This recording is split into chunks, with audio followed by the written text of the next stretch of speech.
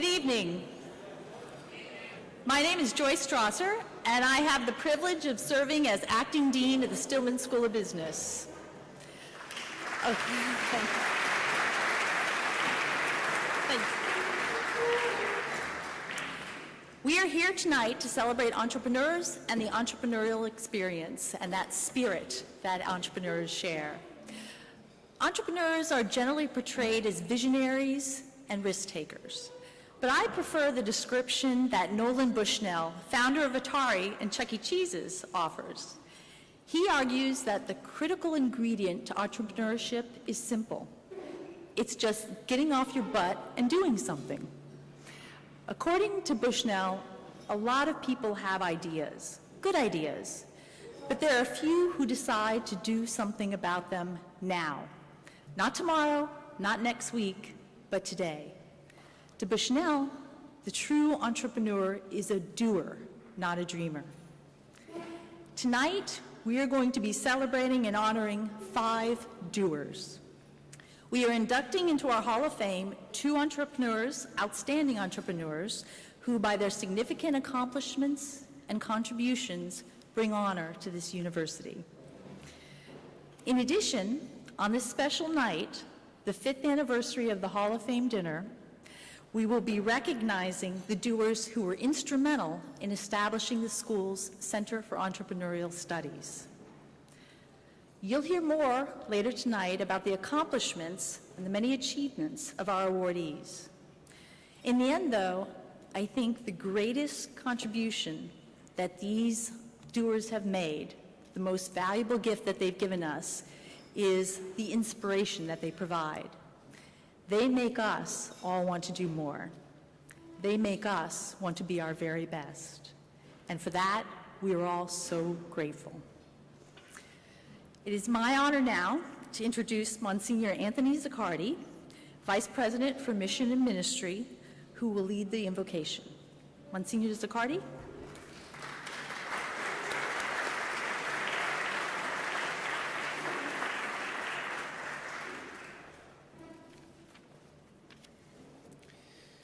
Let us bow our heads and pray. Almighty God, while you yourself have ultimate care for humankind, you have also made us and charged us to be responsible for ourselves and one another. While the resources and successes are ultimately yours, the efforts and the trying are irreducibly ours. Therefore, you have commanded us to be industrious and clever. Indeed, in his parables, your Son spoke with admiration of workers and managers who were hard-working and resourceful, and he encouraged his disciples to be thus in their pursuit of your affairs.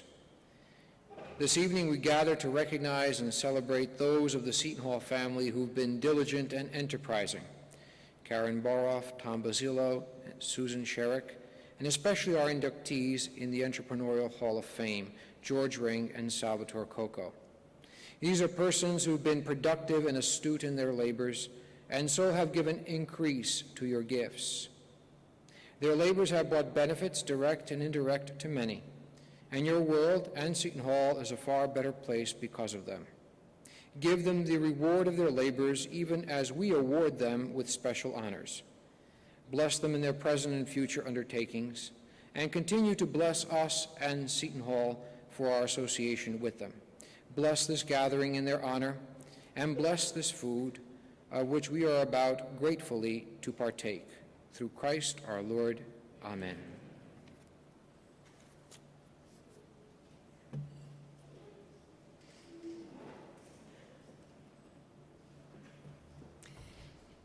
It is now my honor to introduce Dr. Gabriel Esteban, Interim President of Seton Hall University, to make some opening remarks. Dr. Esteban?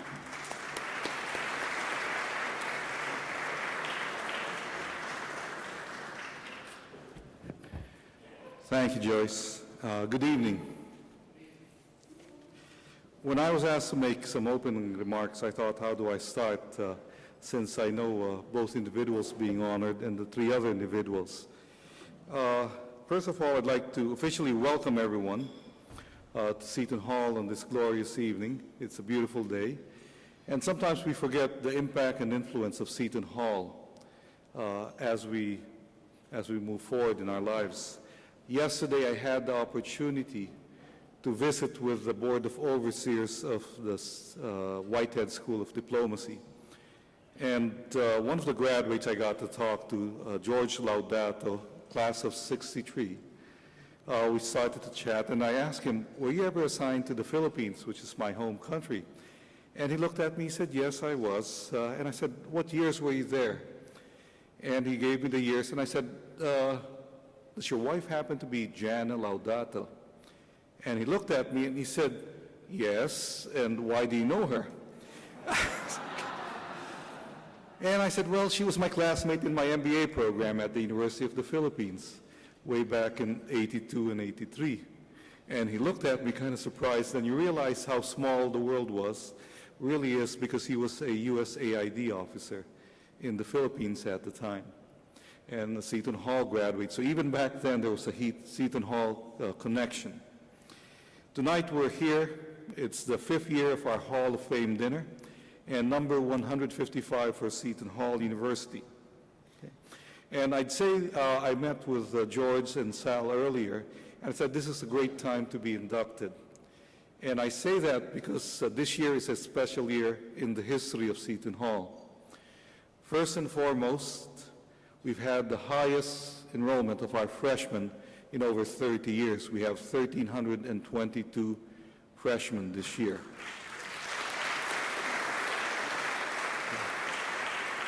And for all you business types, that's 18% over last year. And out of those 1,322, 1,311 are full-time students, and 7 of the part-time students are students from China. We have 7 freshmen from China.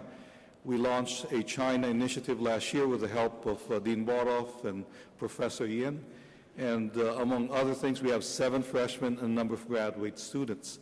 So we hope to have 15 to 20 freshmen from China next year. Okay.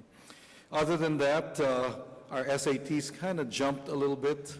We jumped 33 points. Okay. That's on the 2-part SAT, so the 3-part is probably a 50-point increase. So not only did we increase the quantity, we also increased the quality. Not that it being moved over to the office of the provost last year had anything to do with the increase. But it's been a dramatic transformation on campus, and you could tell. One of the things we have is we have an involvement fair on campus. And a week and a half ago is when we had that. And I distinctly remember from last year at 1 o'clock, it was dead, meaning no one else. This is where you sign up for groups and so on. And this year at 4 o'clock, I looked out my window and I said, what are all these kids doing out there? And it turned out they were still trying to sign up for different projects. So I know it's a different group of students who are on campus this year. A special note would be what's happened to the Stillman School. Okay. A year ago, this time, we had 90 business majors. This year, we have 146. We made a special investment. We made a special investment in the business school because this is one of our centers for excellence. We had an additional, I think, 50 scholarships worth $2,000 each for those who decided to major in business. Not only did we have a larger class, our SAT scores jumped a little bit. And I think now we have the highest SAT scores in our history in the business school at, is it 1185? Okay, 1185. So it's a stronger class, it's a larger class than what we've had before. But enough about Seton Hall and all the things we've been able to accomplish. I look forward to working with the group moving forward. Tonight is about our honorees. And we have a number of individuals, and I'll focus on 2, who are really servant leaders in every sense of the word. Sal Cocco is an exemplary leader in finance and banking. Okay? And I think it's about time we gave Sal this award. Sal, congratulations.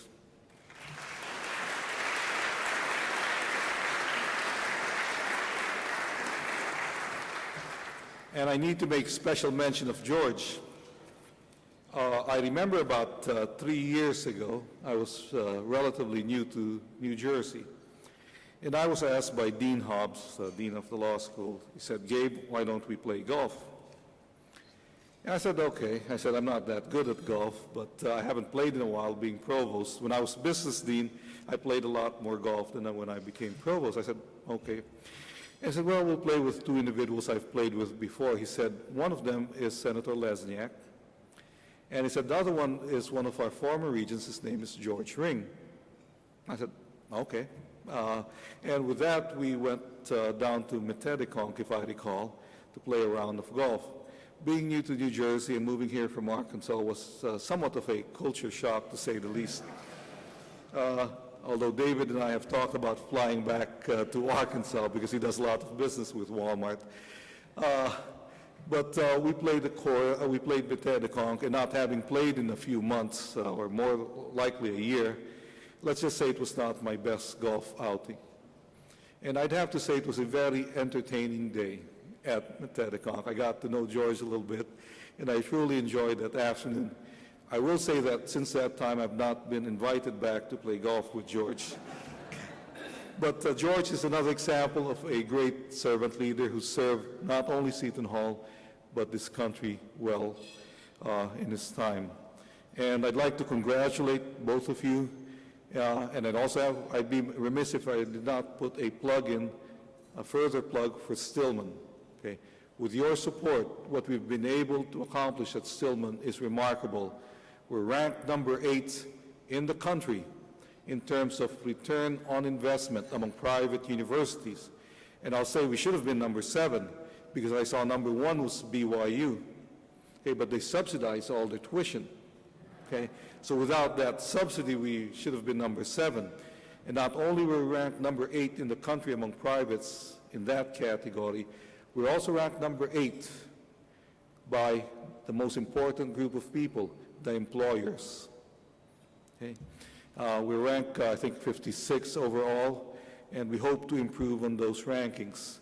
But sometimes we forget what a treasure our school of Stillman School is, and all the faculty. I know a number of faculty are here, and I'd like to publicly thank you for all you've done for us. And now Adam is here. Adam I talked to on the phone while we were recruiting here. I tried to get involved in our recruitment of faculty. And I remember I told you where to live, and he still lives in the same place I told him to live.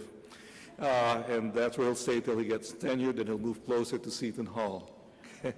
But again, welcome, congratulations, and have a great evening.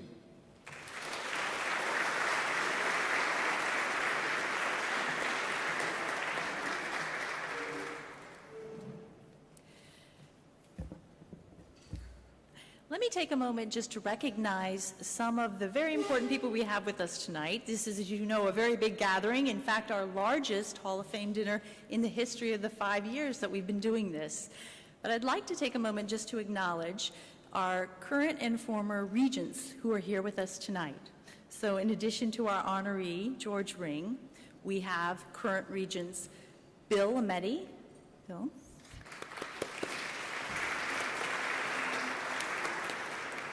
Bob Baldini.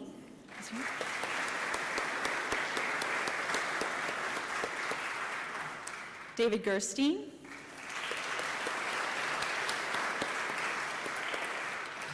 Mike Luciola.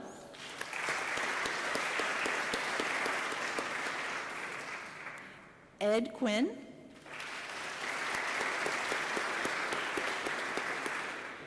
And Tom Sharkey.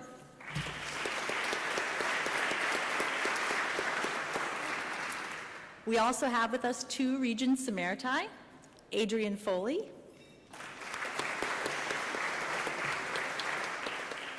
and John Kelly.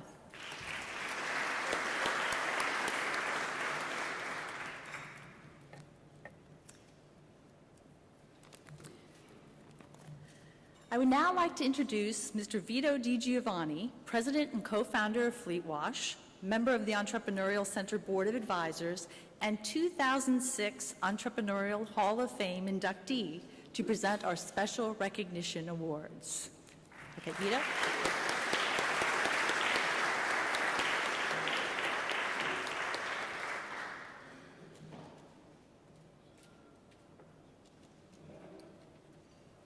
Thank you, Acting Dean Strausser.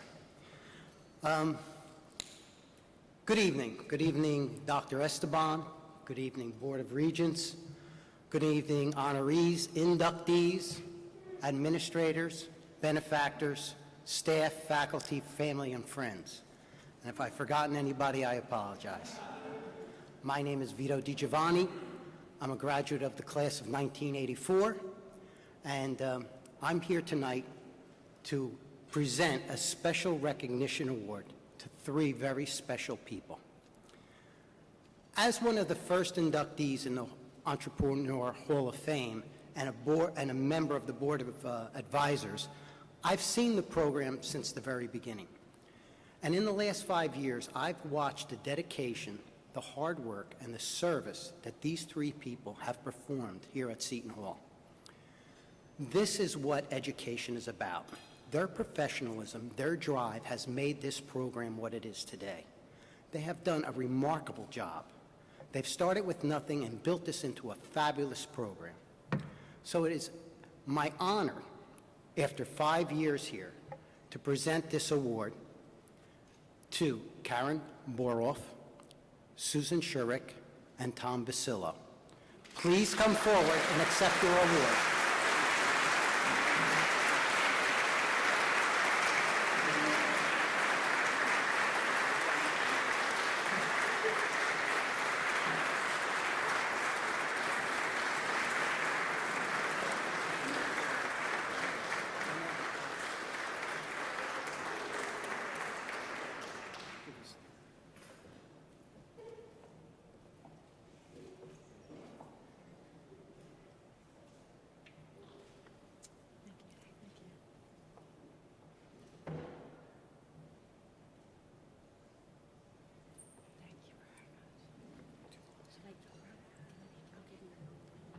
Congratulations.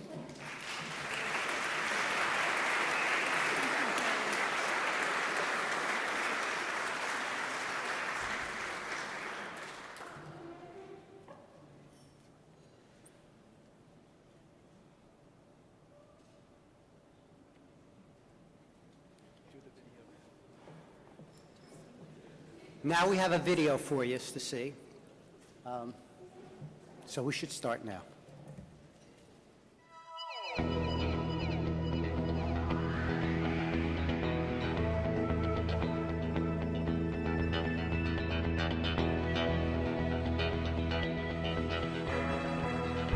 It's hard not to look at the business section, in fact, any of the headlines of the paper, whether it's in the main or the business section, to realize that job creation is so important to move our economy forward. Entrepreneurship, small businesses has always been the key to growth in this economy. Many of the large corporations that we have started as small germs of ideas in someone's garage or carriage house or what have you.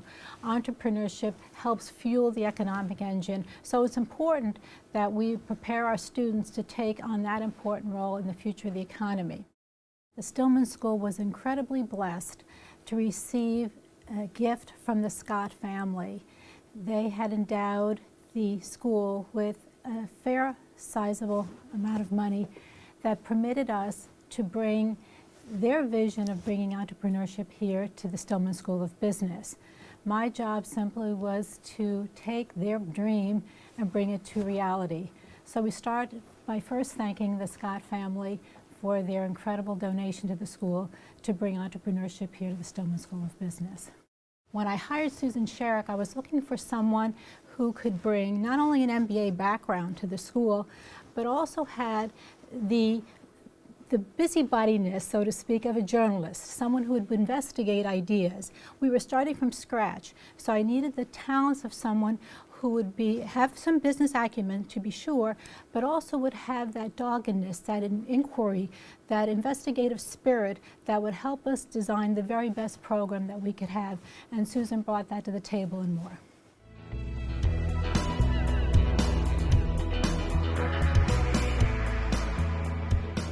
When I think of entrepreneurship, and I think how people have traditionally learned to be entrepreneurs, I think of people like Donald Trump. How did he learn to become an entrepreneur? Well, he probably sat around the kitchen table or the dining room table while his father spoke about his business. And that is true of so many entrepreneurs today. What we're really trying to create here is that kitchen table atmosphere where students they're soaking up entrepreneurship. They're hearing about the mistakes entrepreneurs made. They're learning how you take risk, cautious risk. That's what I really see our program is doing. And it will just grow and grow and grow. And let me give you the most exciting example as we go forward. We're starting a venture fund competition. It'll be open to every student in the university, and they will submit business plan ideas. They'll be judged by seasoned entrepreneurs, and then the winning teams will not only receive awards that will help seed their business, but they will also have the expertise of our fantastic board of advisors and other entrepreneurs to help them do that. So many businesses are started in the United States every year, but the grim truth is that many of them fail. What we're trying to do is stack the odds in the favor of our students so that they will create successful businesses that will grow and grow, help the economy, help them. It's a wonderful vision, and I'm so thrilled to be part of it. What do I want the center to be 2 years from now? 2 years from now, I want to see more student businesses created that we're very involved with. What's my vision for 5 years from now? That we will just continue to grow step by step. I think what sets us apart from other entrepreneurship programs is the hands-on involvement of our board of advisors led by Tom Basilo. They are seasoned entrepreneurs or people involved in the entrepreneur community. They have input into our curriculum. They act as role models, and they really give us their brain power, all their wisdom, all their experience of being entrepreneurs. They're sharing that with us as we create our program, and they're sharing that with our students. What could be better than that?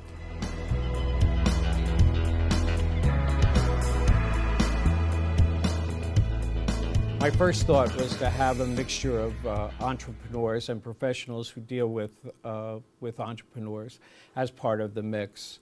We started by asking people that I knew. I knew a number of entrepreneurs and a number of business professionals. So I wanted to bring them to the table. I really also wanted to have Seton Hall graduates because I felt that brought a little bit more loyalty, a little bit more dedication to the process, and also to give the students that role model image that we were really looking for. Then I said we needed some business professionals who could help the students manage through the process of getting a business up and running. This provided us with the opportunity to give the students some world-class advice that they would not normally have the opportunity to get. So that was critical to what our game plan had been as far as what our initial vision was. The board's really done so much, but I guess if I have to limit it down to three, I would say number one, the ability to expand and grow the entrepreneurial program. When we first started the program in the fall of 2005, it was a new program. People were trying to find their way. What we needed to do is get some type of process together. So we created a certificate program, and that was something that the board had helped us do. The second thing is the Hall of Fame event that we have and that we run. That was successfully executed, and that really has provided us with the ability to expand beyond just simply classroom teaching. We raise funds in association with that and with the Association of the Entrepreneurial Program, and we've been able to do a great number of things with that. Then the final thing is providing opportunities to students who have a need through scholarship programs. In our first year when we had the Hall of Fame event, we raised money beyond our expectations. We were able to fund 2 scholarships for needy students.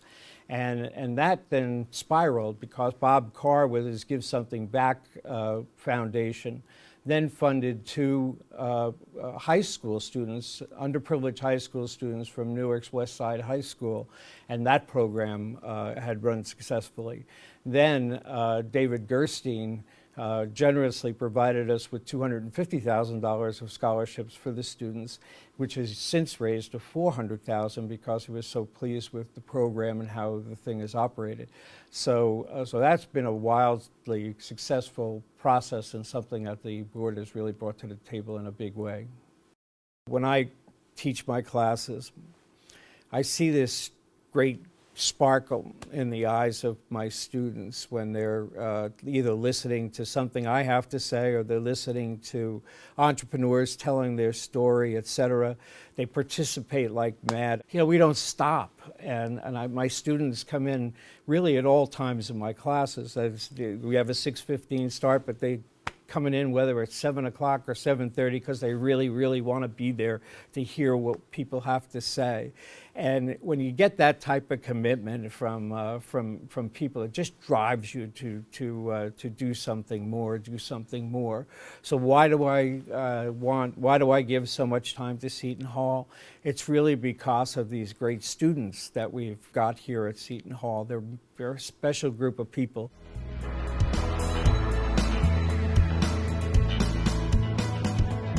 First of all, it's incredible. I have to thank Tom Basilo and the board for bringing yet another dream to reality. When we began this journey in 2003, we would not have thought that this moment would have happened when it happened 5 years ago. Now that it has sustained itself, we have 5 years worth of celebrations behind us. We have honored some incredible Stillman graduates who did marvelous things even before we had an entrepreneurship program.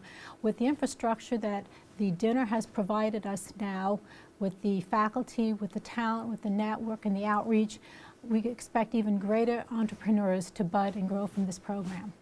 At the dinner, we are really celebrating the fact that Seton Hall has produced a lot of great entrepreneurs and will continue to do so. We want to create role models for the students. I want them to see Seton Hall people who have been successful, which is where the Hall of Fame program is so critically important, I think, to the success of the entrepreneurial program. We're going to see them standing up there. You see a George Ring, a Sal Cocco, a Steve Waldis, a Vito DiGiovanni, a Tom Sharkey. You see these people and say, oh my God, look at how successful they've been. And who were they? They were just Seton Hall graduates that started out relatively with nothing and created something tremendously successful. And that's a special type, and I want to contribute to that. I want to give something back. I want our students to see that as a role model, and then when they're ready to give something back. So these are the type of things that we see as part of the process that really make it a pleasure to be doing this, and I love it.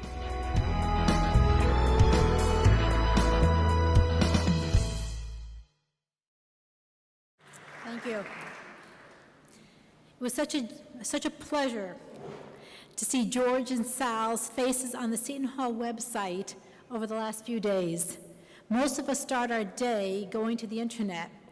So when I was able to start mine with such joy, it put wind in my sails for the rest of the day. Susan and Tom, you are respectively the alpha woman and alpha man. Forever we shall tip our hats to you as the mastheads to our entrepreneurship enterprise. I want to thank you all for this incredible recognition. Quickly, last week, the Holy Father beatified John Henry Newman in ceremonies in England. The prayer to Newman includes the following: I am a link in a chain, and God has not created me for naught. I shall do good, and I shall do his work. I have been blessed to be part of your chain, I've been blessed to be part of the good work you have done. I've witnessed your doing his work for the betterment of our students. Much has been said over the past 2 years about the U.S. economy.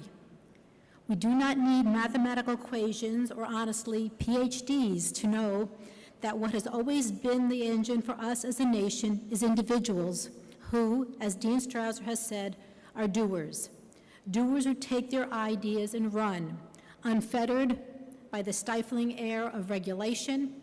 Instead, these doers are buoyed by knowing that just and righteous returns to one's good work will salt the lives of themselves, their families, and their community. and you, as entrepreneurs, are the manifestation of that truism. Look how much you have salted the lives of those at this university. You have done much good. I do want to recognize my husband, Joel. I recall past honorees recognizing their spouses, saying that they never had an argument with them or never went to bed angry. Well, truth be told, I can't say that. And I'm still praying for redemption. You know that I'm of Italian heritage. Back in the day, should I admit that my paternal grandfather played the numbers? If any of you do play, here's a tip that perhaps Grandpa Joe is now channeling to me. On September 22nd, back in 1924, my mom was born. On this day, back years ago, I was confirmed. My daughter was likewise born on this day, and today you honor me. So perhaps there's some luck in 922. Bona fortuna, thank you so very much, and go Pirates.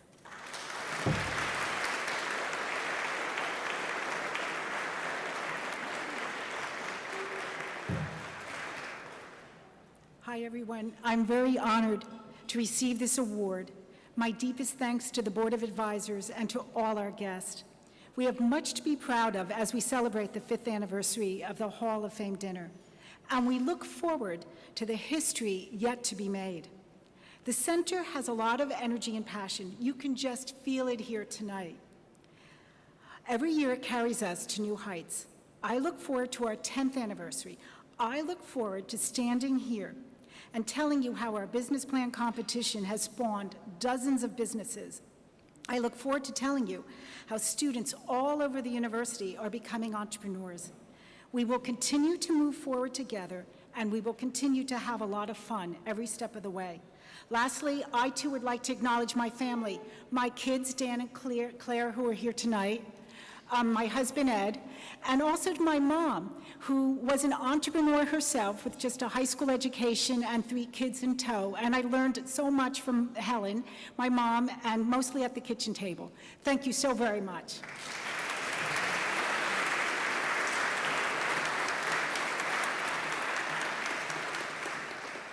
This is something, it's really a tremendous honor. I want to thank the Board of Advisors, not only for this great honor, but all the work that they've done over the past 5 years. The extraordinary lengths that a lot of you in the audience have gone through just to be here tonight, I'm honored about that, and all of the honorees are too. I would also like to acknowledge the great firm of Witham Smith & Brown for their support of my endeavors and my family, especially my wife, Pat, who encouraged me through this whole process to teach, to do it. I think she was more excited about this than I am, but I can't believe that because I'm extremely excited. But they never complain about the time that I need to spend away from them. The success we've achieved thus far is the results of a team effort that not only includes Susan Scherreik, who has worked tirelessly since day one to put out a world-class product, and Dean Boroff, who provided support and encouragement along the way, but also to our faculty, our board, and of course our students who have embraced the program and pushed us to do more. And the good news is that the enthusiastic support for our program is continuing with Acting Dean Strouser, and we are very grateful for that.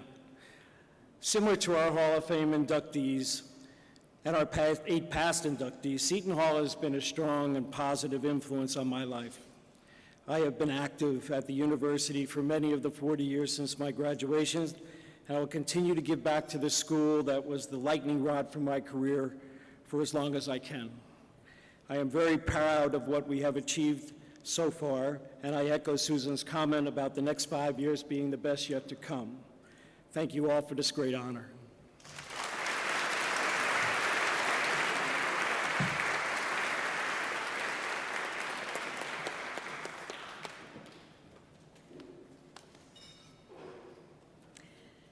At the Stillman School, we do not rest long on our laurels. We rejoice in our successes for a moment, but then we move right on to the next challenge. And in that spirit, I'm going to now invite Tom back to the podium so that we can put him right back to work emceeing the rest of our event. So Tom, please.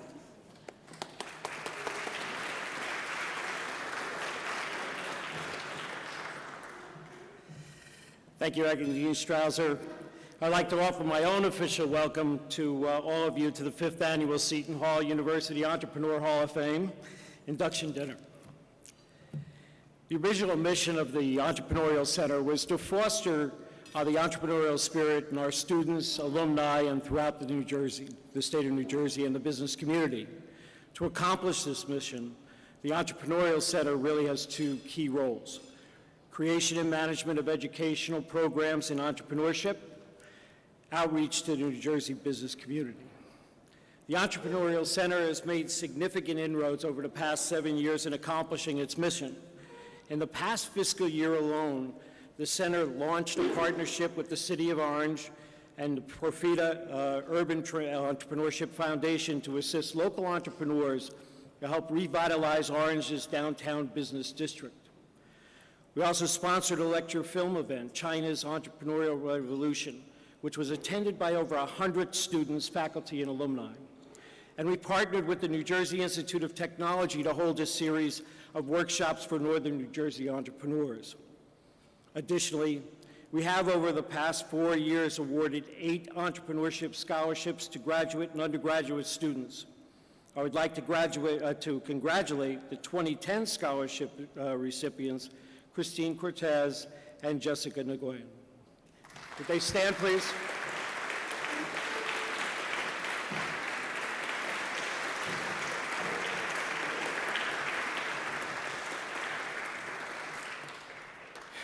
Additionally, last year, the center created the David B. Gerstein Scholarships at the Stillman School of Business through David Gerstein's generous endowment.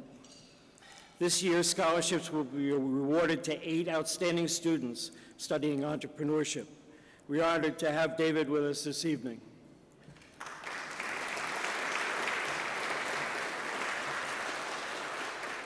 But that's not all.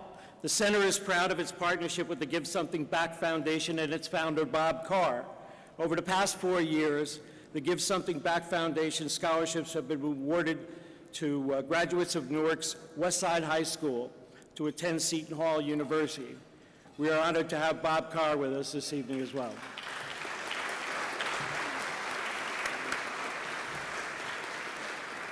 We also continue to expand our entrepreneurship program and courses and enrollment.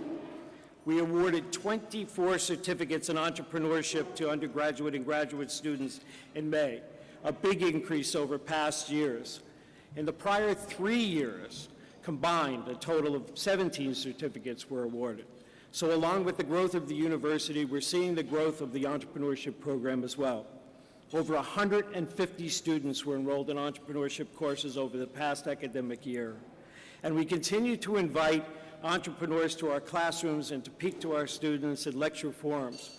Overall, more than 50 entrepreneurs visited our campus in the past year, and probably half of them are in the audience right now. Our future is even brighter. Last week, the center launched Pirates Pitch, the Seton Hall University Venture Fund competition. This has been made possible through the generous donations of all of you over the past several years. And open to all students at the university, Pirates Pitch will award $3,500 to the student team judged to have the best business plan, and $1,500 to the second place team. One of the best measure of success of the program will be to have our students launch their own business. We believe Pirates Pitch will do much to further this goal. I've mentioned the Board of Advisors many times. Since 2006, these special individuals who are key New Jersey business leaders and entrepreneurs have helped to move the Entrepreneurial Center's mission forward. I'm proud to be its chairman, and I would like to take the opportunity to introduce our board members to you. I ask that each of you please rise as I mention your name to be acknowledged. John Oriema, Frank Canone, Ryan Duffy, Sal Cocco, George Beam, Bob Carr, Bill Murphy, Vito DiGiovanni, Bill Strasser, Bob Baldini, Steve Waldis, David Gerstein.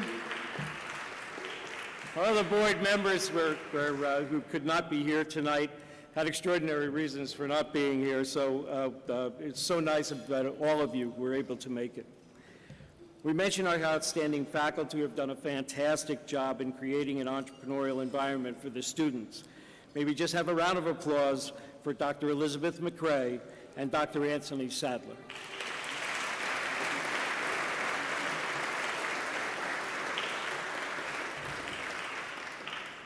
We are also honored to have Joanne Cocciola, Mayor of Nutley, and a Seton Hall Law graduate with us tonight, as well as Assemblyman Fred Scalera.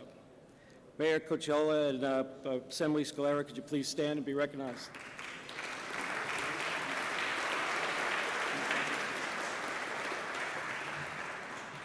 In addition to the support of the Board of Advisors, the Center has been fortunate enough to have the support of many benefactors and patrons. Last year, based on the generosity of our benefactors and patrons, we were able to create Pirates Pitch and add to our venture fund. In fact, over the last 4 years, we have received approximately $200,000 in additional funds to support the center.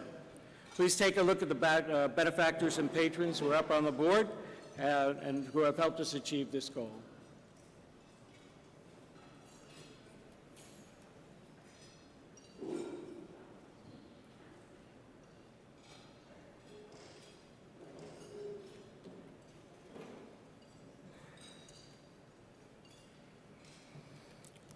Thank you all for your generosity.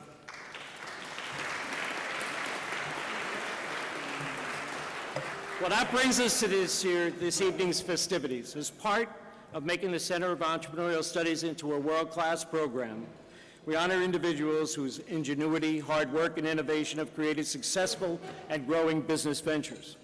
Our honorees, George Ring and Sal Cocco, epitomize the spirit of entrepreneurship and the tenacity typical of Seton Hall University graduates. Their accomplishment and loyalty to Seton Hall University make them worthy recipients of the Entrepreneurial Center's highest honor, induction into the Seton Hall Entrepreneur Hall of Fame. Before we take a break for dinner, I would like to acknowledge our past Hall of Fame inductees. Please rise when I mention your name. Vito DiGiovanni, Steve Waldis, John Oriema, Tom Sharkey, Joe Hughes, David Gerstein, Bob Aldini, Brian Fitzpatrick couldn't be here tonight, who is our other honoree because of just recently had hip surgery, so he tried to make it in here. I discouraged him. There'll now be a brief intermission while dinner is being served. When we resume with the most anticipated part of the program, we will review brief video profiles of the inductees. We'll resume the formal program right after dessert. Thank you all. Thank you, everybody.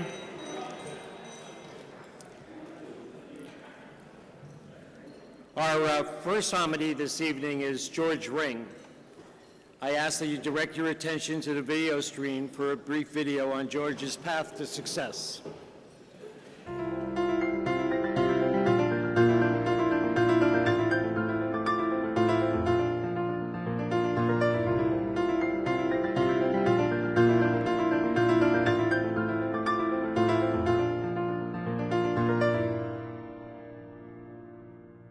I was in the Chase Manhattan Capital program, and it took some finagling for me to get into it, and I managed to get in. I was the only one from Seton Hall.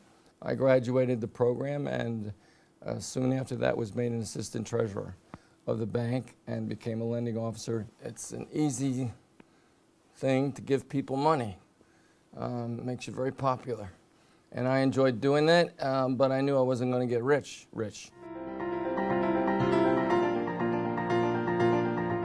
I looked at and did research on various industries at the time. Computers were just coming online, and hand calculators were expensive, but that was a new item. I thought cable had a lot of potential. And someone asked me if I would like to come and help run his collection of cable companies, and I said, sure. So that's how I learned about the business. I felt to learn the business, then I went into the business myself. On the financial side, that lending officer, he had been my former vice president and boss at the Chase Manhattan Bank. And he, his name was Arthur Wade, just moved to New Jersey and joined a bank there. So I went to Arthur and he said, no problem, we'll get you the loan. And he kept his word, he did. So that's what got me started, having had developed the friendship at Chase in New York. That's how I got the first $850,000 loan. Of course, I also raised $350,000 in equity, so I had $1.2 million to start with. And that was enough to get me started.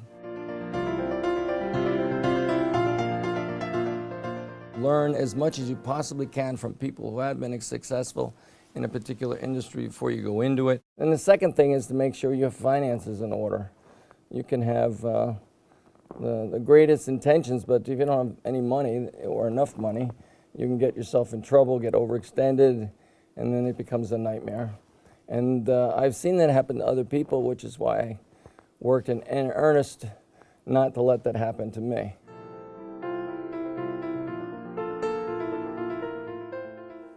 It teaches you not to quit, for one thing. No matter how bad it gets, you never give up. I was just a lucky guy. I had a wonderful lady professor that taught English, and that was in theater, Shakespeare, all that stuff. I hadn't been exposed to a lot of it, but I really liked it. There was another guy, Dr. Schultz. He also became a provost. He was a German history professor. I had him for several courses in Western civilization, and I really liked him, and I liked the way he taught the courses. Very interesting, because I enjoy history a great deal. One of the few electives I had, I took Italian Renaissance art, and I enjoyed that a great deal. I didn't know a whole lot about it, but I memorized many pictures, etc. And I've subsequently, in my life, I've taken many trips to Europe and have visited Florence and Rome, and it was very exciting. At Seton Hall, I liked a lot. My fraternity was my big outlet for fun, but mostly I had to work 3 different jobs to pay for school. I told my dad I got accepted at Seton Hall, and he said, "That's great, son, how are you going to pay for it?" I said, "I guess I'm going to work," and I did. I know there are many other students here who are going through the school the same way I did, working their way through. I mean, that's what it's about, trying to improve yourself, get a better education at a good school, and then going on with that. And that's what I did. So I appreciate what Seton Hall did for me, and I try to reciprocate and show my appreciation to them.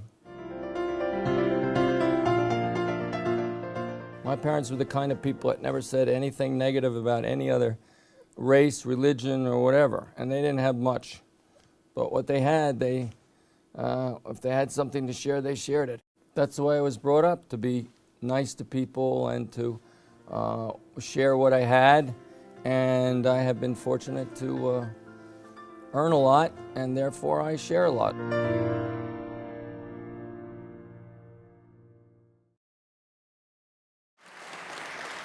When the nominating committee was reviewing the bios of the many qualified candidates that we had, George Ring just seemed to stand out. He not only epitomized the entrepreneurial spirit, but was a true war hero and an outstanding and generous individual. A review of his achievements at Seton Hall showed that he was an active member of the university community as a member of the Finance Association, the Booster Club, the Scholarship Club, the Gaelic Society, Beta Gamma Sigma, and the Pershing Rifles. But there was one thing that resonated with me personally. George was a member of Tau Kappa Epsilon. He was a Teak, my fraternity. I know from my 4 years at Seton Hall, and many of my brothers' 6 and 7 years for a 4-year program at Seton Hall, what that meant, and I am sworn to secrecy. It is my honor to present my fraternity brother, George Ring, with the 2010 Seton Hall University Entrepreneurial Hall of Fame Award. George, would you please come forward to accept your award?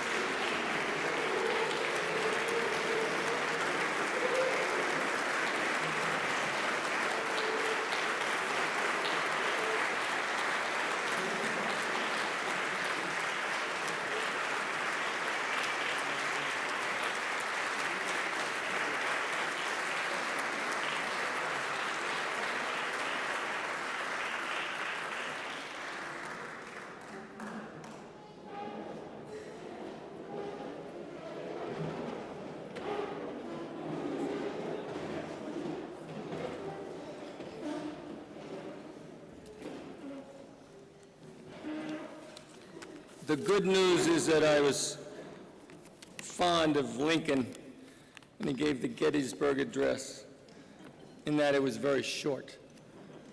I will not be as brief as my hero, Mr. Gerstein. I believe he said, "Thank you," and then came back and said, "Very much." But, and that was his speech. But he's a terrific human being, generous, and guys aren't supposed to say this, but I love him. Back to the speech. Good evening, naturally. Tonight I am joined by my pride and joy, my family, my wife Dee, my son Justin, and my daughter Chessa. You're not standing up? I guess they don't want to stand up. Before I begin my remarks, I would like to acknowledge my wife Dee for her support and comfort over the last 45 years of marriage. I have not always remembered to thank her, and I regret that, but I do that now joyfully. And boy, the times I forgot.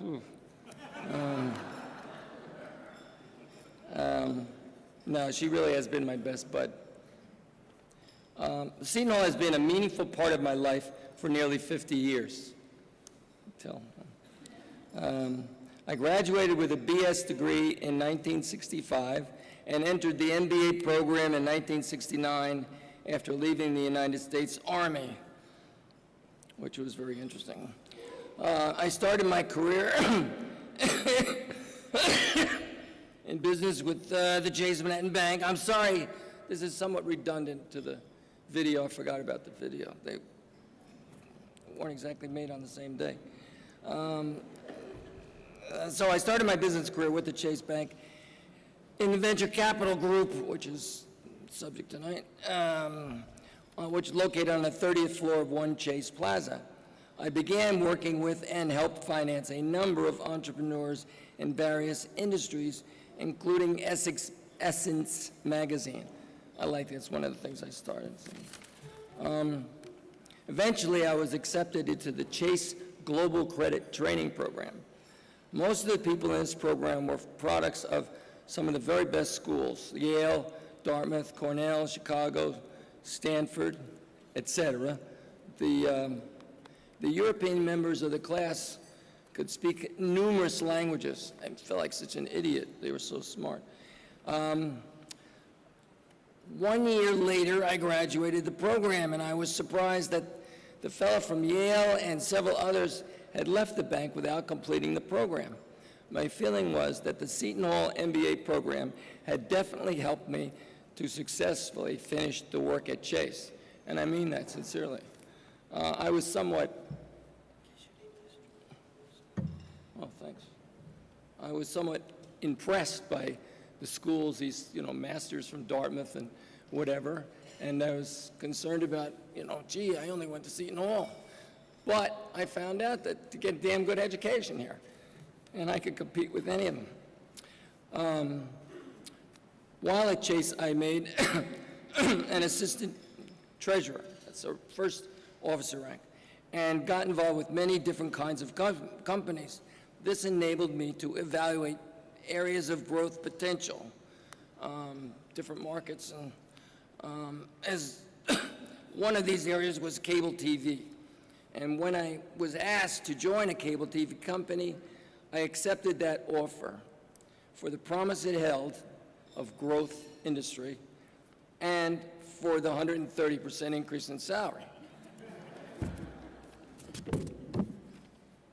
After 5 years at that particular company, I decided that I had learned enough to start my own company, and I did. The company was Cross Country Cable. Cross Country eventually covered 20 towns here in New Jersey, Somerset, Middlesex counties. I also built out over 20 towns in Puerto Rico, 2 towns in Virginia, part of Chicago, part of Phoenix, Arizona, and various different towns in California. I also went to England, too, and stirred a little trouble there. Cable television had become very competitive, with 5 or even 10 companies bidding for each town. It got crazy. I could not compete with these larger companies because of their promises that, in my mind, were ridiculous. And they were making, in order to obtain the contracts for each town. The game seemed to be, get the contract, whatever we promise, who cares? But I'm the kind of guy, I say I'm going to do it, I got to do it, right? I couldn't play that game with them. For this reason, I started to sell my systems and eventually entered the wireless cable business. Sounds a little bizarre, wireless cable, but I created the largest operating wireless system, which was based in Riverside, California, but this system I expanded into Los Angeles County and San Diego County. That was successful.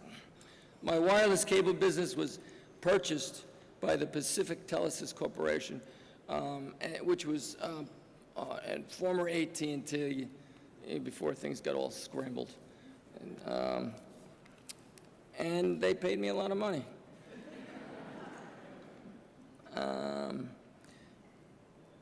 If one aspires, I mentioned this in the tape, to start a business, they should learn the business first. I said, so many of my friends decide to be restaurateurs, they lose their shirts. So my advice is, you want to be a restaurateur? Go work in a restaurant. Learn the business. Excuse me. The second thing is make sure of your financing. And what I mean by that is identify where your debt's coming from, try to secure it as well as the equity. You'd be surprised how many people go into business and that thought didn't cross their mind.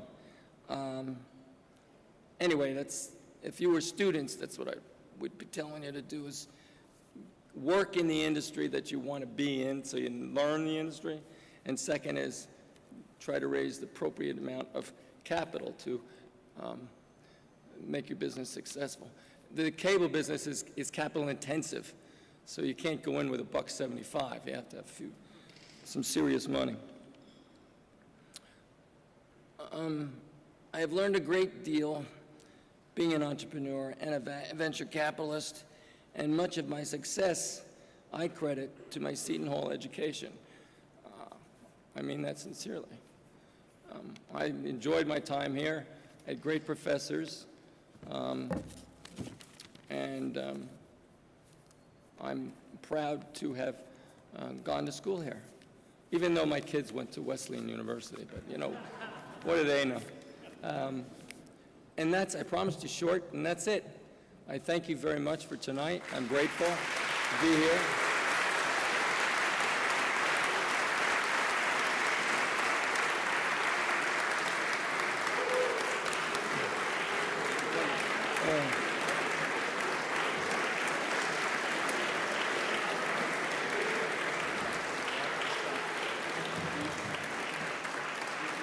I actually get to take that?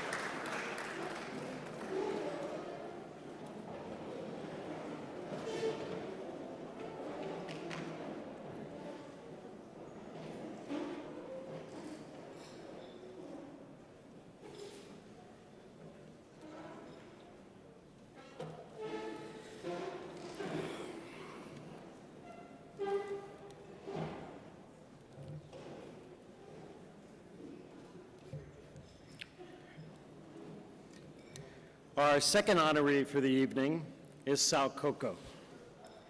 I ask that you direct your attention to the video screen, take a brief look at Sal's path to success.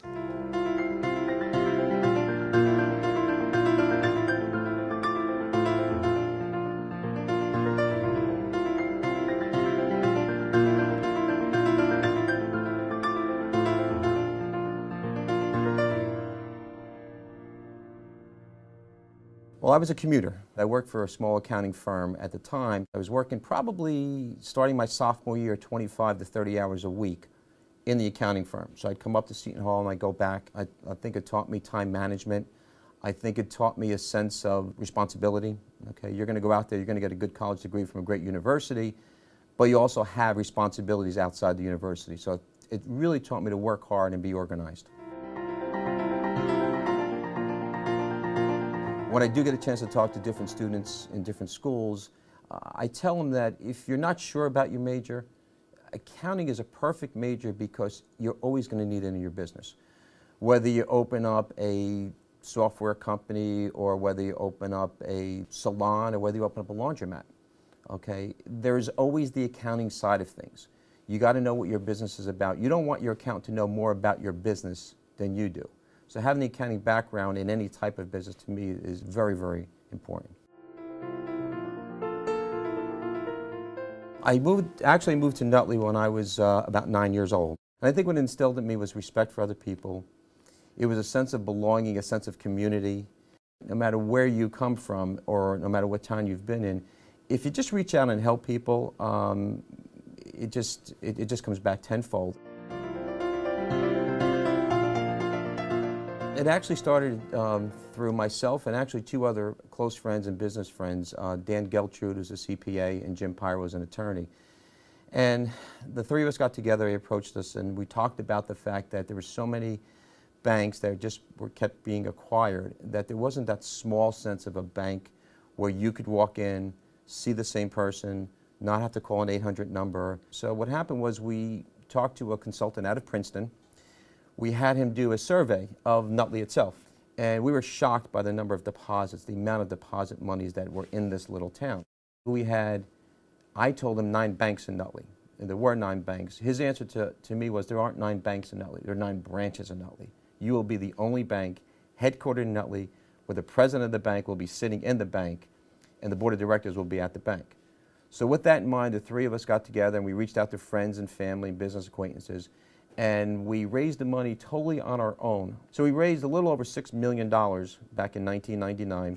If you look at entrepreneurial studies, the initial decision or the initial thought is very important. But that second layer, who do you bring in next and what do you have them do is so critical. We brought in our founders group.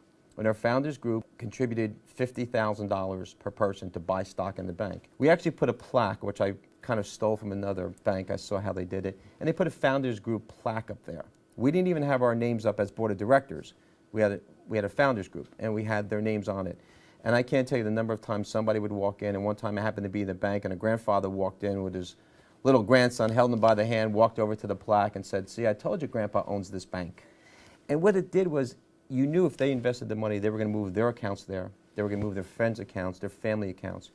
So we grew rather quickly. In fact, if I recall exactly, I think we turned a profit in the 22nd month.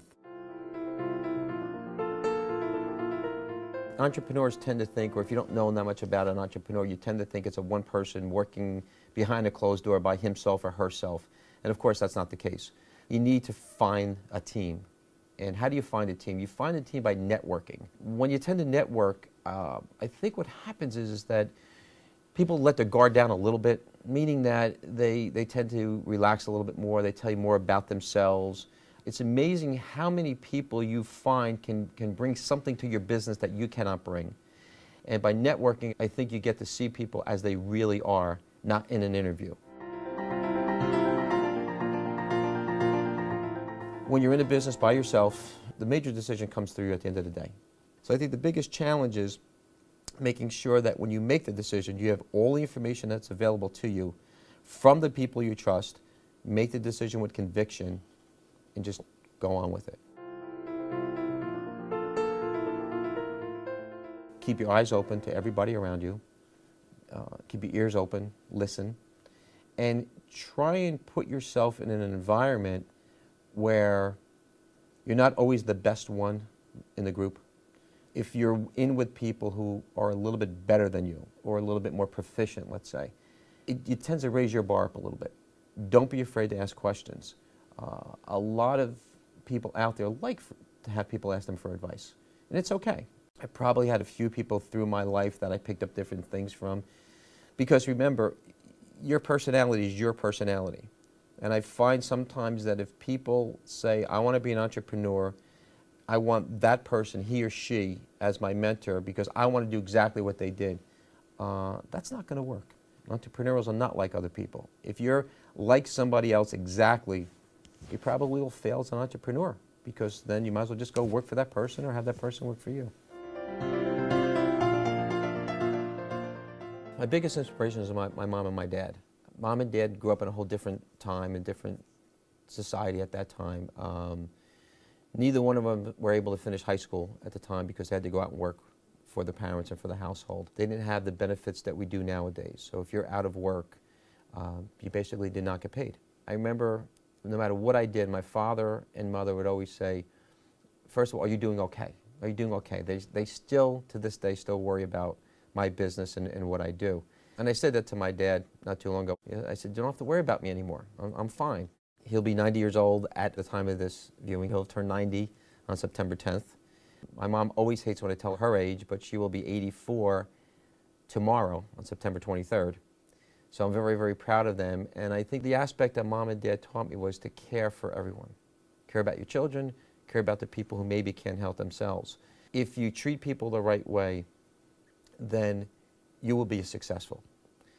If somebody meets you, whether it be personal or business, and walks away feeling a little bit better, then that's the success story. And I was fortunate enough in my family, my wife, Donna, and my 3 children, that's been instilled upon them. And I think the passion and the feeling you have towards family kind of flows into business without you even realizing it.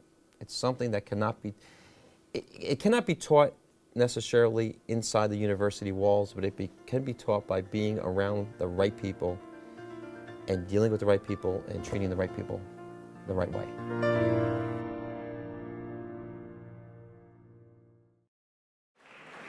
Well, you know, based on that video, I can see now that we have a new tagline, accounting the profession for the unsure.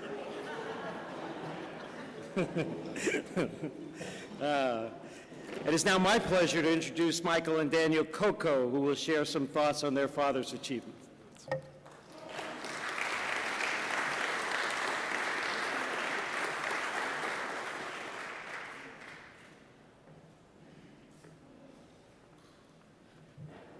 Good evening, everyone. Congratulations, Dad, and also congratulations, Mr. Ring. You know, it's a great night, and congratulations to everybody, you know, Tom and your committee for putting together the event. It's wonderful. For those of you who may not know, my dad and I actually work together. I've been with him about 6 years now, so besides being one of his sons, I'm also a colleague of his. And gotta be honest, you know, there are times where we butt heads a little bit. And, but lucky for us, we have a fantastic HR representative to help us with our conflict resolution, and that's my mother. So thanks for always being there, Mom. That's great. So, but if I could share only one thing about my dad tonight, I would like to focus on one simple quality that he embodies, yet many people take for granted, and that's integrity. My dad exemplifies integrity in everything that he does. As a father, he taught us from day one on how to always be true to ourselves and others, and to always treat people the right way, regardless of what they look like, or their race, or their age, or their religion. None of that stuff matters. And when I reflect on when I joined him in the business 6 years ago, the very first piece of advice that he gave me on day one was to always put the client's needs first. When you treat people right, everything else is easy. I am very proud to call him my father, and very proud to call him my business partner, knowing that he is and always will be there for me, making sure that I always make the right decisions as I go through every stage of life.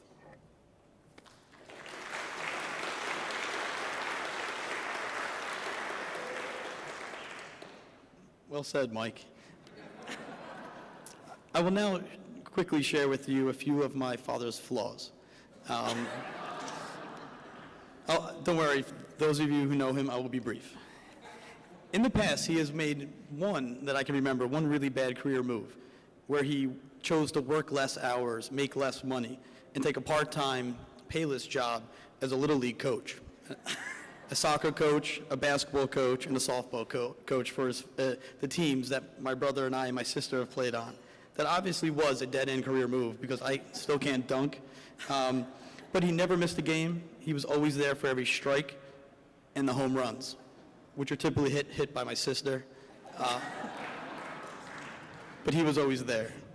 The second flaw is his desire to cook. Pizza is his only specialty. Never let him within 5 feet of a grill. We always had many family dinners with burnt hamburgers, but keep in mind I said many family dinners. That was a very special time for him, and we still have those family dinners, even though a lot of us may not live in the house anymore. Sometimes I think it seems that we still are there. The final flaw I will share is his inability to make new friends, and I'm joking, because I say that because of the large amounts of time that he spends with my grandparents, his parents, Rose and Sam. They've come a long way from the small apartments that they shared together. And today, they go on vacations, nice restaurants. He really takes them to many places they've never been before. When we were little, my grandpa, Salvatore Sr., came with us to the Baseball Hall of Fame in Cooperstown, New York, where he insisted he was in the background of every black and white photo that was on display. I think my brother believed him, I did not. But my grandpa also told me that because of my dad's successes, because of later in life we were able to do those things that he could not have done, the good life began at 80 for him. Right now, he is 90, and Pop, I'll say to you tonight that you can add a great evening at Seton Hall University to your long list of things you've done because of your son. Thank you.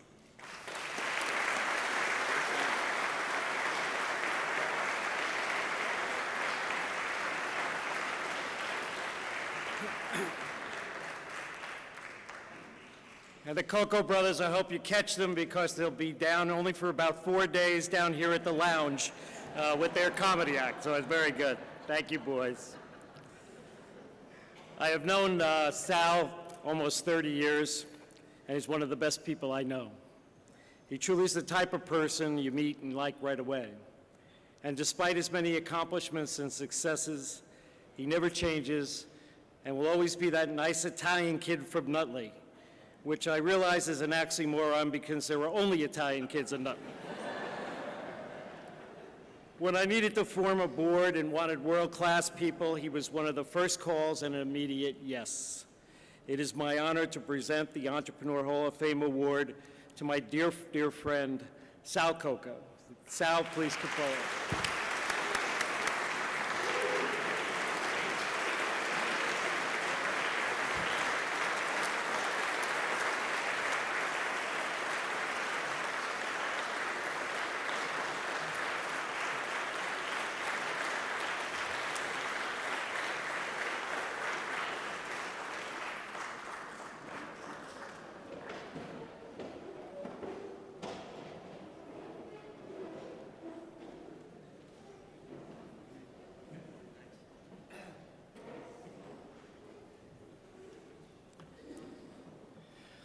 The glasses have to come on.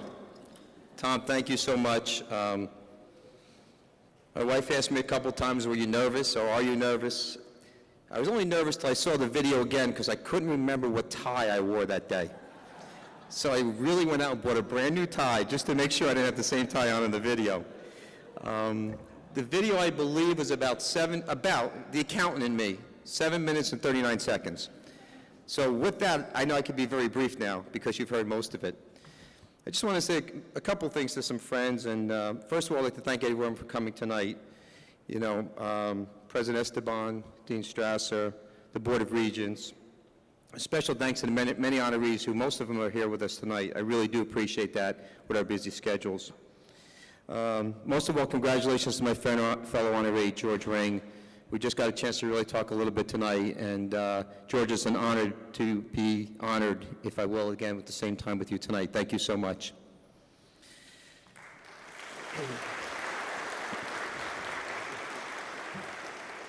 You know, the print is so big. I have my Lisa's back there. She did it great. She made this print so big. I don't think I need my glasses, which is actually pretty good. Plus, I hate reading from a speech anyway, but I need to stay on course with it. When Tom Basilo first asked me, like 5, 6 years back as we talked, to get involved on this entrepreneurial board and start this special project, of course, knowing Tom as long as I did, I said, absolutely, Tom. In the first meeting, I had the privilege of sitting down with Karen Boroff, and Susan, and Tom, and a number of alumni that I know are here, Vito, and John, and George, and Bill, and then, again, I don't want to leave anybody out. And the first meeting, if you sat at that meeting, you knew this was going to happen, because I believe there's about 10 conversations going on, and there's only 9 of us in the room. So go figure that one out. And Frank, I see Frank there too.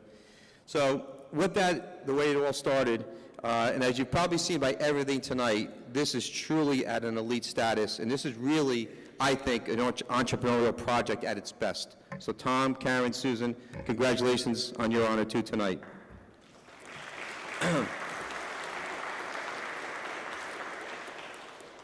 I'm very fortunate to have many of my family and friends here tonight with us. I can't really name everybody, because those of you who either come from an Italian family or have been involved with an Italian family, if you leave one person out, Thanksgiving and Christmas will never be the same.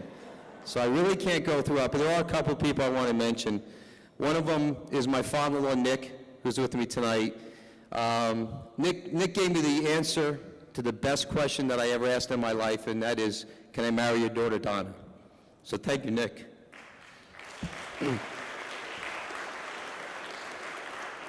My mom and dad are with me tonight, and I know many of you, I know Joyce and Karen got a chance to talk to Mom and Dad. Dad, last Friday, or 2 Fridays ago, so he's older than he is already, on September 10th, turned 90 years old. Congratulations, Bob. There he is.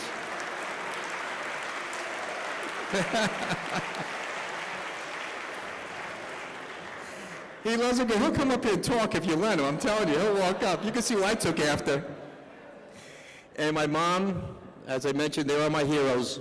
And Mom, it's going to happen again. It always seems like there's an event. As you heard in the video, in about 3 hours, Mom will turn 84 years old.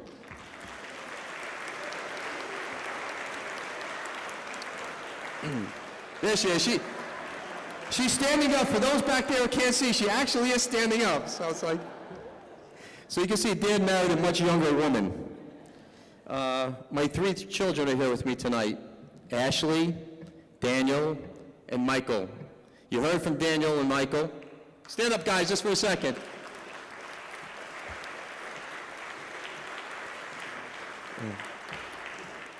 You heard from Daniel and Michael, and I wanted, of course, I asked all 3, and I said, Ash, do you want to say a few words? And she said, Dad, Michael and Daniel are going to get up there. What can I possibly have left over to say anyway? So she knows, but she's my little princess and always will be. I love you all, you guys. One thing I think tonight, and hopefully a few other things that they've seen, is that they wonder why Dad was always involved. And the great thing about it is, I think someone said, they become very, very involved in everything. All 3 of them involved in different charity work, and as I said, it's something that can't be taught, and they did on their own. And I think what they've achieved at their lives, at their ages, is far more than I've ever did, and probably will ever do. The best feeling in the world, to most of us who have children, is when you get introduced as Michael's dad, as Daniel's dad, and as Ashley's dad. And I get that a lot right now, and I'm okay with that. I kind of want to go off to the side, and I want to be known as their dad. To me, that's everything to me. Just want to take one quick moment. I know that there are a few students here. I know that a lot of the volunteer students are here. And I just want to talk to them just for literally a minute or so about what they're seeing right now. I mean, Tom has given me the opportunity to come and talk at Seton Hall to a number of the M.B.A. classes. Very dear friend of mine, John Buzzer, who's in charge of Entrepreneurial Studies at Monmouth, invites me down. I get to go down there. And I tell the students now, it's not easy. I know it's not. We are seeing times that none of us have ever seen before. So I tell them right now, there are no easy answers. There are no easy opportunities. But if they work hard and they think smart, they know their strengths, and they have a passion for what they'll do, the students out there, you will be successful. And not if, but when you are successful, you will probably be ahead of every one of us in this room, because you would have climbed a higher mountain than any of us have climbed. So my favorite quote is, if anyone's a MASH has been on, I still watch the reruns of MASH. The greatest quote was when Alan Alda, if you remember this one episode, and he kept reading about the surgeon back in his hometown, and he kept, you got it, Joyce, right?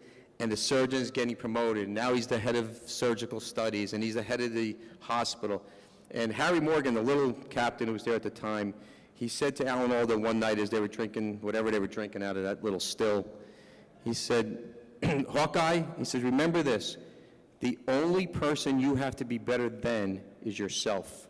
And I say that to everybody, every young student I get a chance to talk to, just go out and make yourself better, and you're going to be fine. In closing, thank you.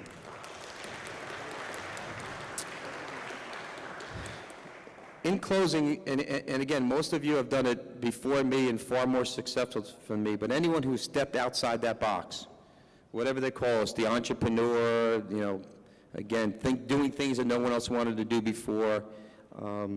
The most important thing I feel, besides building people around you, is friends and family. You need the support of your friends and your family. And fortunately, I was able to find a friend and a family in one person, and that's my wife, Donna.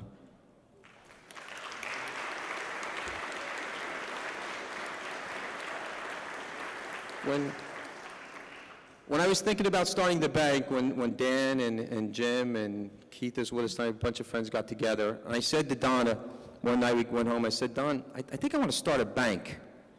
She thought about it for maybe 10 seconds, and she said, go for it. Her biggest concern wasn't that we were going to fail. It wasn't that we were going to lose money. She just said to me, how is it going to affect the family?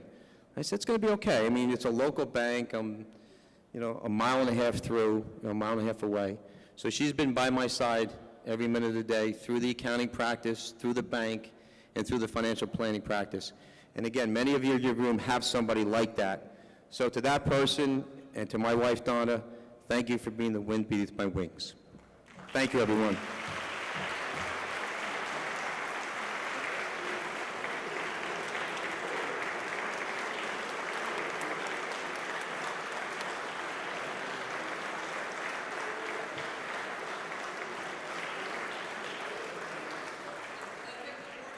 You can take the award. But now we have still one more surprise for our honorees from Acting Dean Joyce Strauser.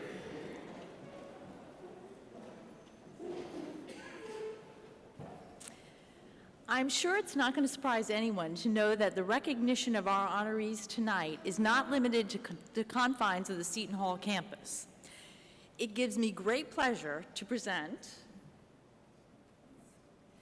this joint resolution of the Senate and General Assembly of the State of New Jersey to George Ring.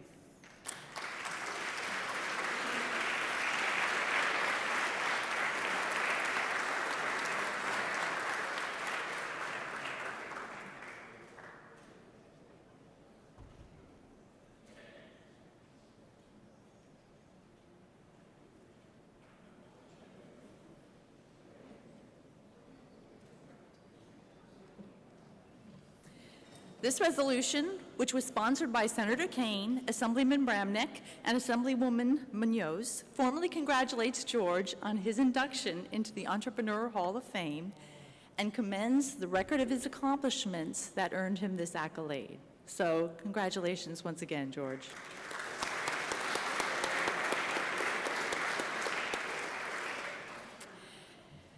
Let me now ask Assemblyman Fred Scalera to join me to award a similar resolution to Sal Cocco. Assemblyman Scalera.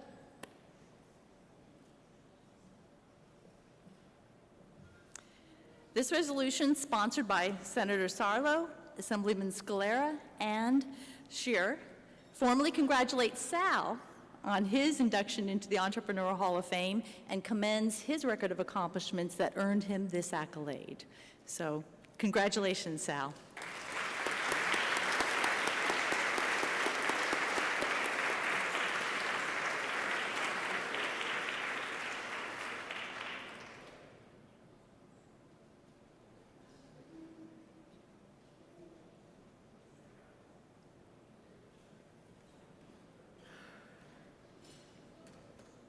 And I think Assemblyman Scalera wanted to say just a couple of words.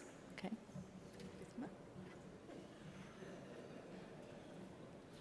First, thank you to the Dean and the President and your staff to work this out, the other honorees tonight. I was saying something to Mark before, that works for the Dean, made some arrangements. I said I knew I had to come up here and coming to Seton Hall University, and I said, did I have to call Governor Cody to get a pass to come on property? Because, you know, I think he thinks sometimes that he owns the facility here. And then I said, well, if I can't reach him, I can always call Monsignor Hines, and I'm sure he would give me the blessing to come on. But thank you very much. And just quickly, you know, Sal from Nutley, and you saw him, I was so proud when I saw Nutley come up on the screen, our Nutley family, because that's what it really is. And Sal, you may know him as an entrepreneur, but I know him as a great person, a great family man, a great volunteer from Cerebral Palsy Center to the programs that we do in New Jersey, in Nutley, excuse me. He's involved in, I do this fast, he's involved in everything. And he not only is taking it from himself, and I love to talk about family, but he's taking it to his sons. Unfortunately, both his sons also went to Penn State. They both became chairman of Thon. It cost me some money each year, Sal, but that was all right. And have gotten involved in programs, Family Service Bureau, and programs in Nutley. See, Nutley is one big family. And then I have to bring in that Mike came back and brought his fiancée and wife with him from college, from Penn State. And we're sitting at a dinner one night, and I happen to be involved in we have a Nutley hockey club, about 120 kids. And we're talking, and I found out she played Penn State ice hockey, and she's now the coach of our clinic for all of the kids on Sunday mornings. So Sal has taken everything from entrepreneurship, which he's known for, but not only to that, and you see him talk about one bank, he didn't talk about the second bank that they got together on and is now operating in Nutley and programs, but it's truly taken those values, not just from the family, not just from helping business and people and talking to students, but to real life of helping people. And you know, if more people could do that in the world today, we would have a better place, and Sal is greatly one of them. So thank you very much.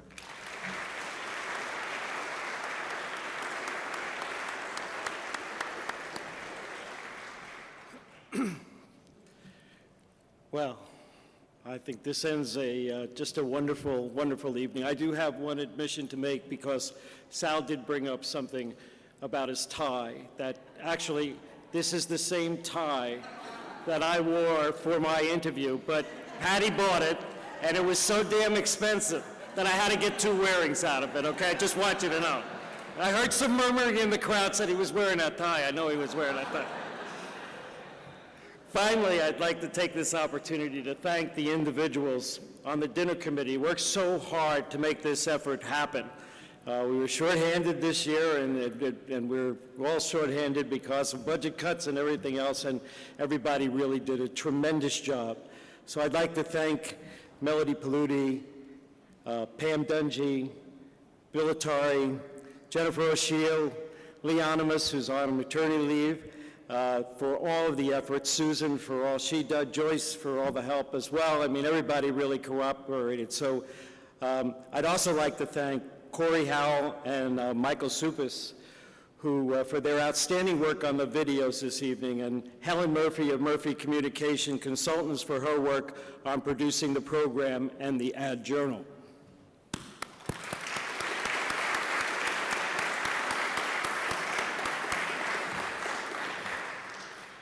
This ends the evening, but I would like to invite all of our Hall of Fame honorees, George and Sal and their families, and our special recognition honorees, Susan and Karen and their families, to come up to the front of the room for commemorative pictures.